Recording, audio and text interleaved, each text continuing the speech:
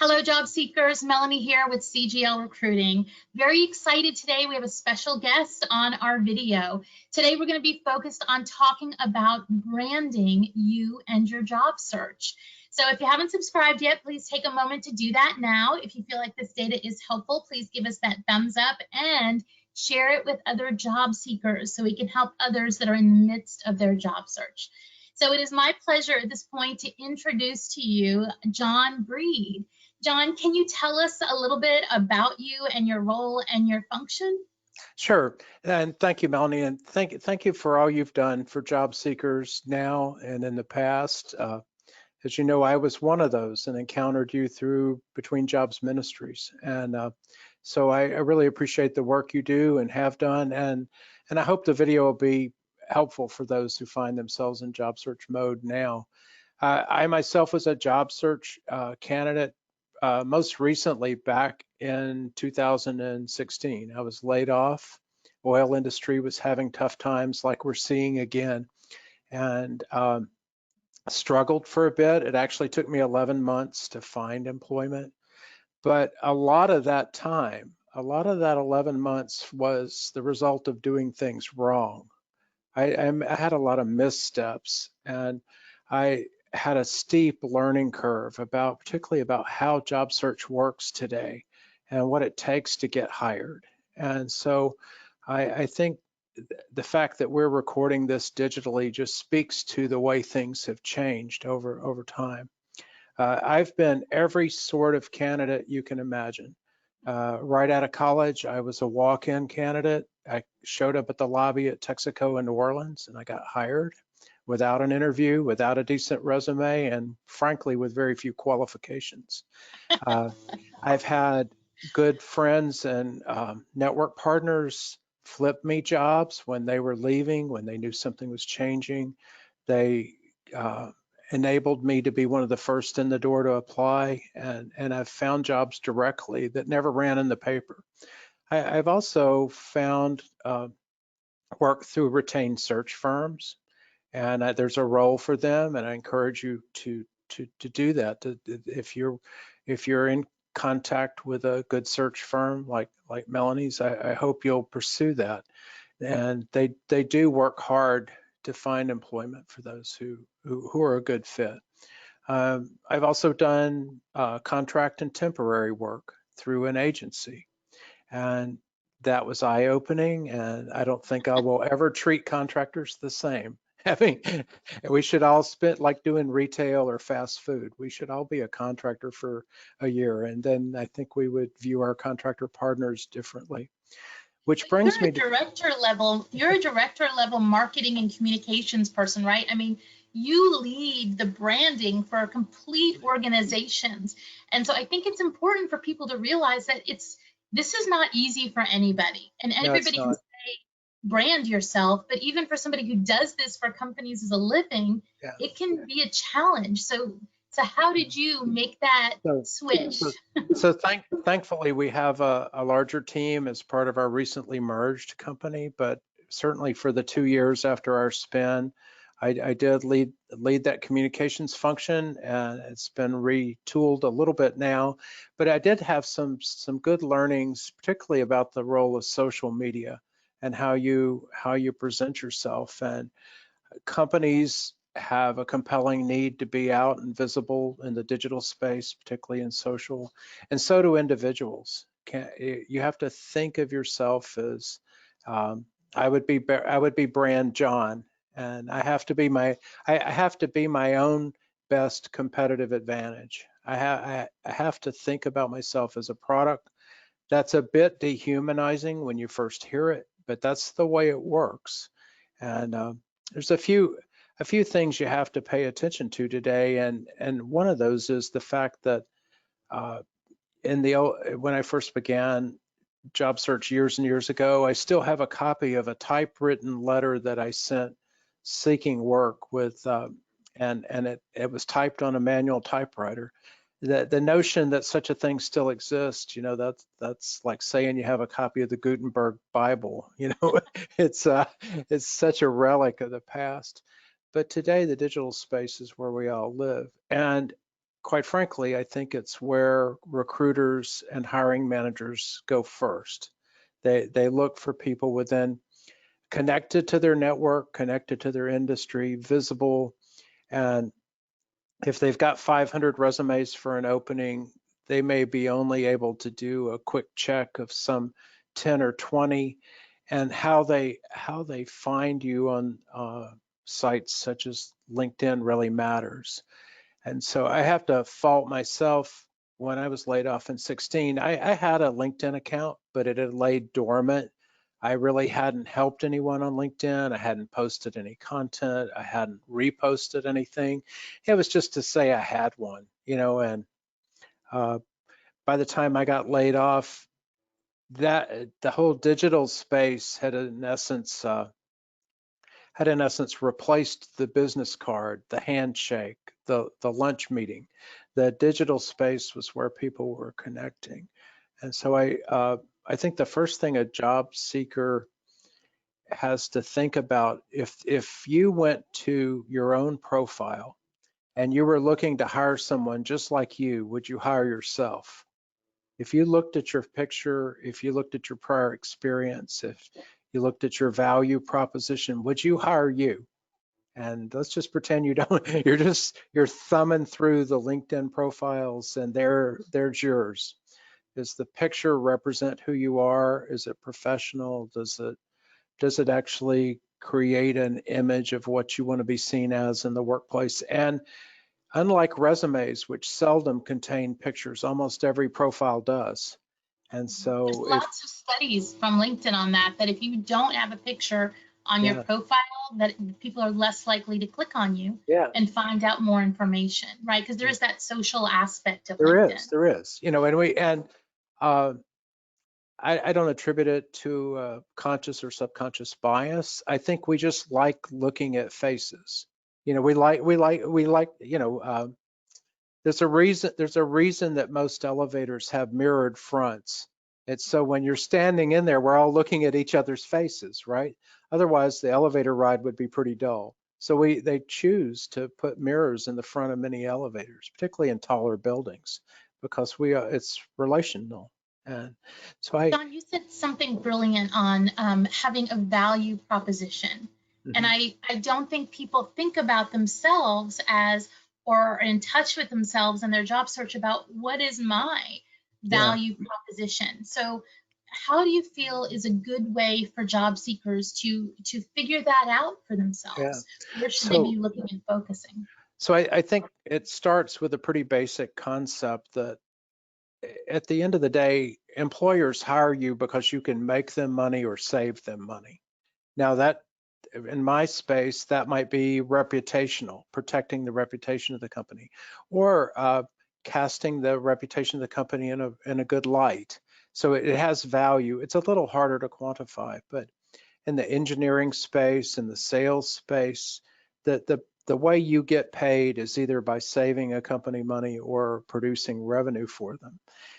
No one hires you because they just want to have you hang out. And if we don't produce value, then pretty quickly that job won't exist. That's the only sustainable reason for hiring someone, is that they produce value.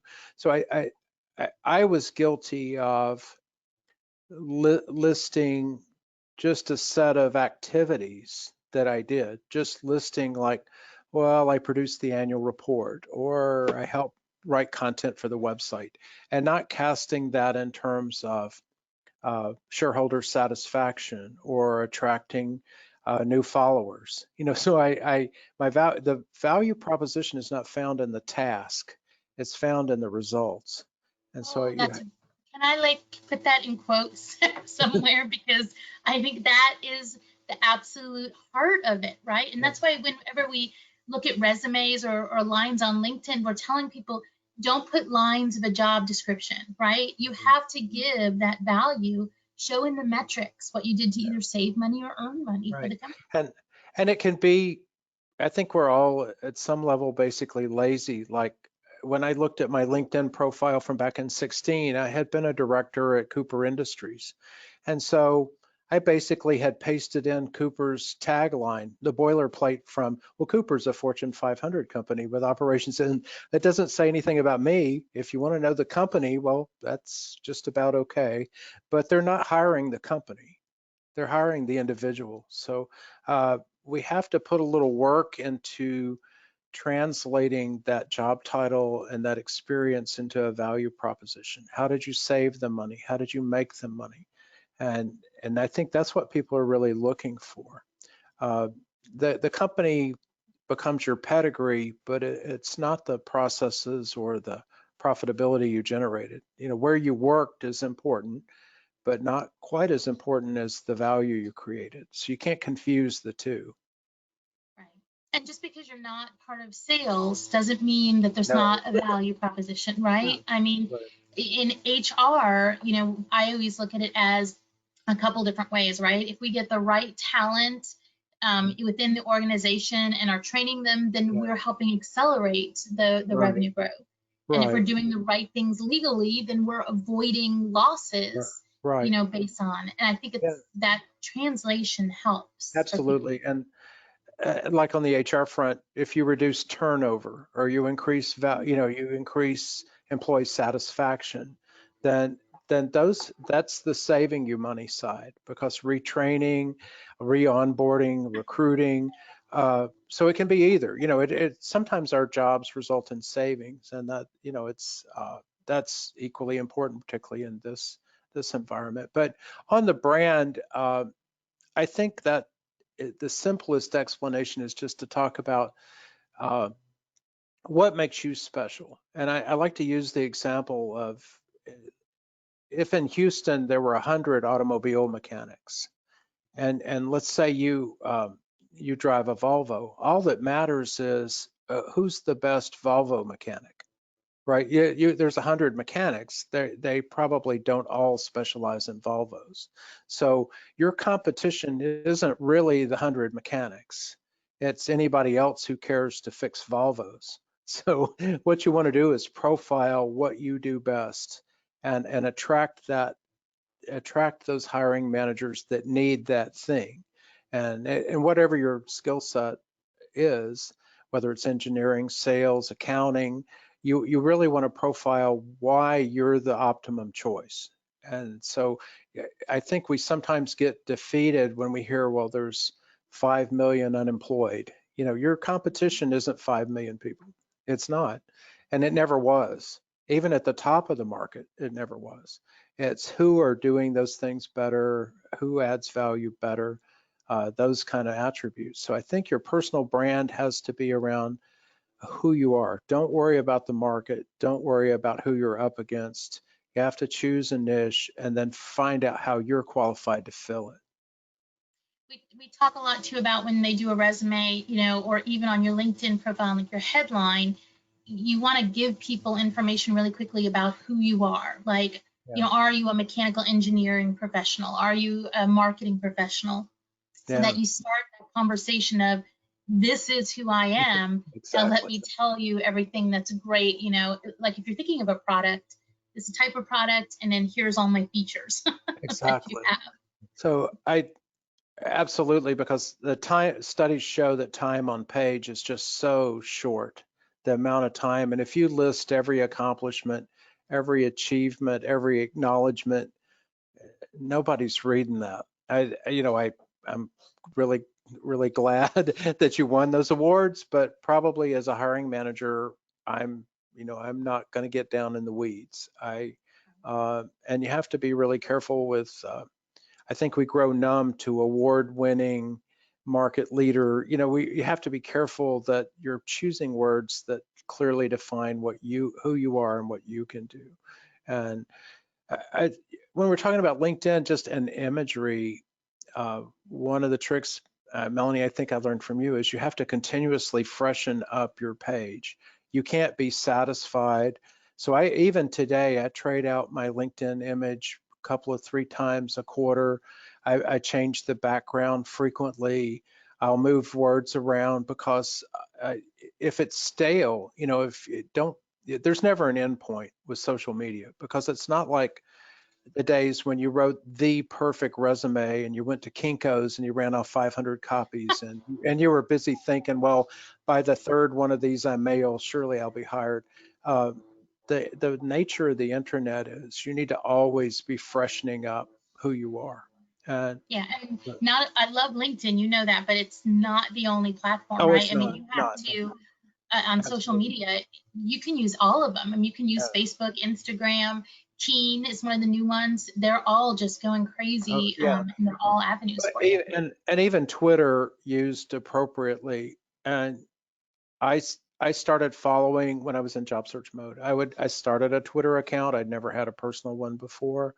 I tagged it to my LinkedIn account, and then when I saw articles of interest or I saw posts of interest, particularly of companies I was targeting, I would retweet their information because I think you're trying to cast as broad a net as you can.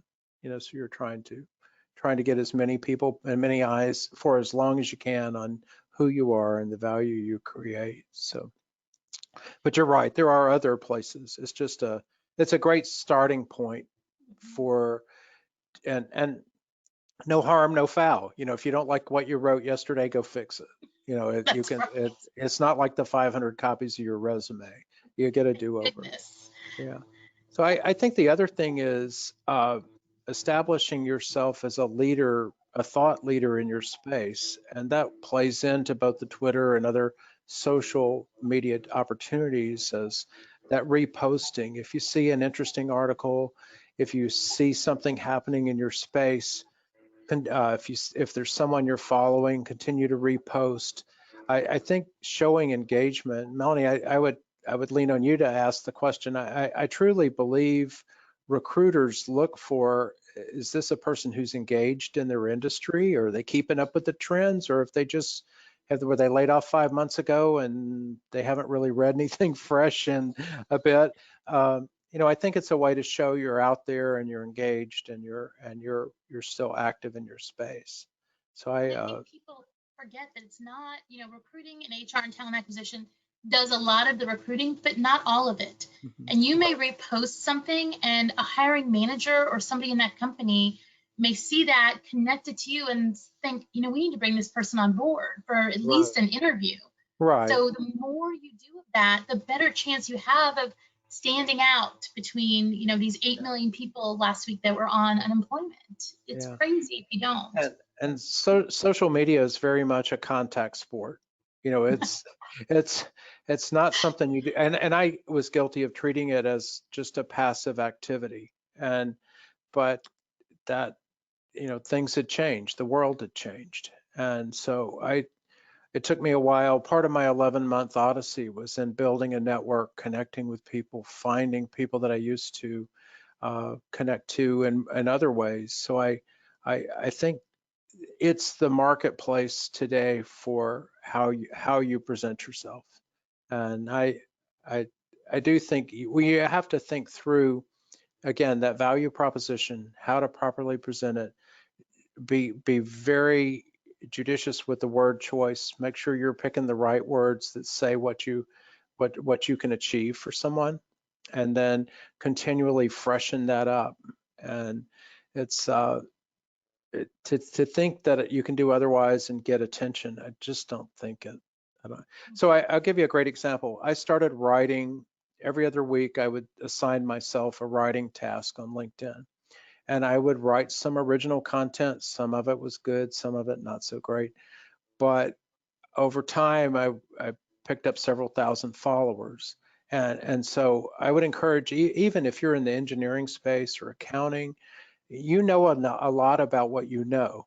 And if there's some thing that's changing, some engineering standard that's changing, some IT innovation, hey, knock out a few hundred words and tell how you would deploy that in your workspace. And I do think that's another avenue is, and if, and when coming along, trade magazines were a huge thing, and you were always going to try to get some little something printed in a trade magazine. But today, all of us are running trade magazines, and we're the brand, and so you can you can really position yourself well doing those sorts of things. Just stay active, and I encourage people to also benchmark.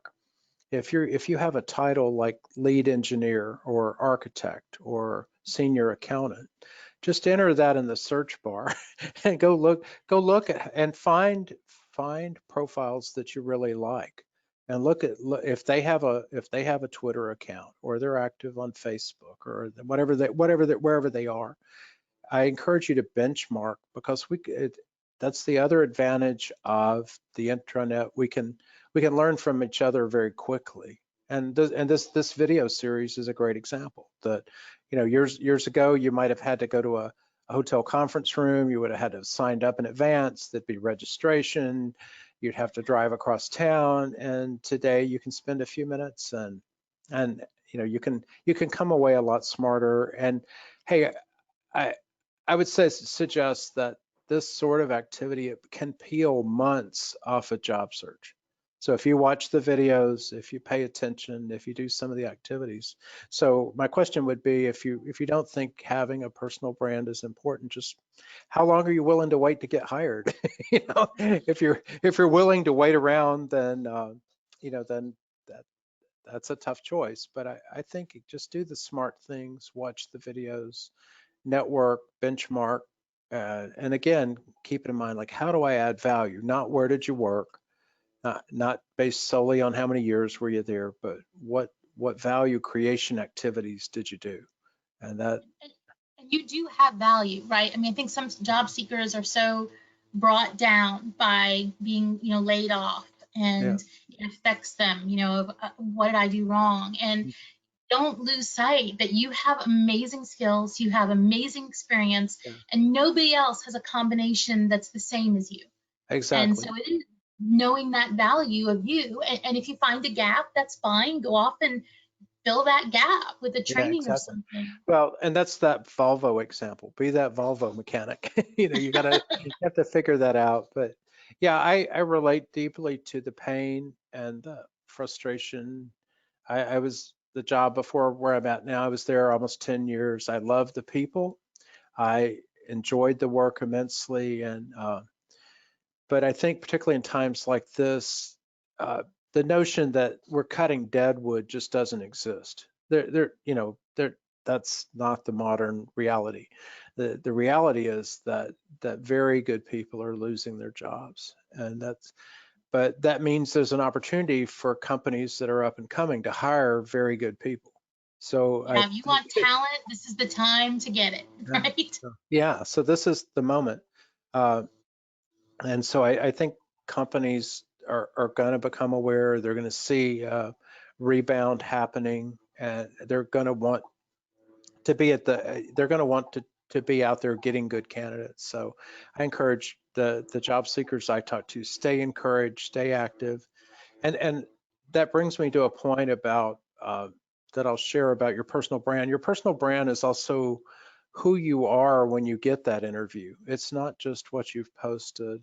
And one of my first interviews after being laid off, it happened just a few weeks after I got laid off, and it didn't go that great. I really wasn't ready for it. But at the end of the interview was over, and the hiring manager said, "Look, the interview's over, but I want to do you a real favor." And I said, "What?" And she said, "Look, about 5 times during the interview, you said that, well, yeah, you'd been laid off and it was painful, but you were committed to being better, not bitter. You said that about 5 times. Are you really going to be better, not bitter, or are you just trying to convince yourself that you're going to not be bitter?"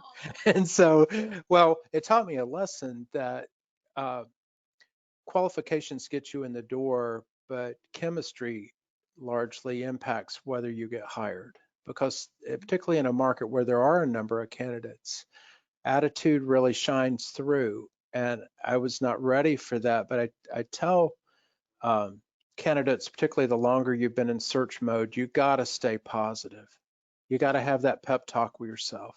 And so don't go into it thinking this isn't going to work. I've been down this sidewalk 100 times.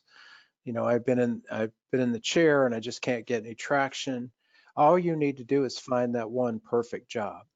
You're just looking for that one perfect job. So you have to be, you have to stay upbeat. You have to stay positive. And I encourage these sorts of videos. I think can be very purposeful in that activity reduces anxiety. So if you're nervous about, gosh, it's in month 4 and the numbers look worse every day, and I'm just not getting any traction on my, I'm doing all these things, I'm not getting any traction. Activity reduces anxiety. So find a video series to watch. Do that activity, purposeful activity reduces anxiety. And so I think that to me, that helps you stay upbeat. And I'll give you a great example. Like I do crisis communications. FEMA has a free online training class in crisis communications. It's all online and you get a certificate at the end of it. You don't have to pay anything to do it. And there are dozens of classes like that out there. Hey, if you're in month 3 and you don't have an interview and you can't think of anything productive to do, take a free class, and that has a residual benefit about your brand. The next interview you land, when you get that question, well, what have you been doing lately? Well, I had some free time. I had a gap between interviews, so I took this free class and I got a certificate in whatever. That's a much better answer than I've been sitting around hoping somebody would call. So I encourage you to candidates to to keep that in mind. Activity reduces anxiety, and you want to go into that interview being all you can be. You want to carry that with you, and remember that that you do have very special skills. You have a very special value proposition, and you can make a difference in an organization. So I think that in essence is your personal brand. What can you do that's unique and special that company will just be so glad they hired you?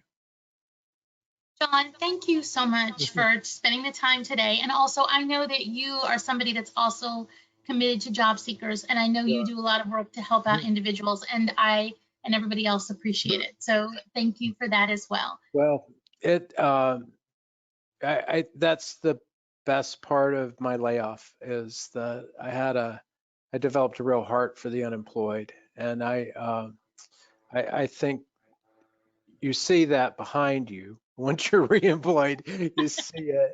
But I came away really challenged to help people back into the workplace in a way that I was not before. And part of that came from BJM, part of it came from some soul searching on my own, part of it came from meeting good people like you. and and I think these things happen for a reason, regardless of your faith. They do happen for a reason, and it's a time to seek out what the opportunities are. In 2 of my instances, both at Cooper and at Noble, both of those companies, one was sold out to another one, and the other has now gone into bankruptcy. So maybe you're being moved into something where you're going to be better off. It looks dark. Believe me, I know it looks dark when you're on the other side, but you don't know what pain you avoided. You don't. You know what you're dealing with today, but you don't know what you've avoided longer term. So it's every reason to be upbeat. All right, job seekers. All right. So your homework now is to work on your personal brand for your job search.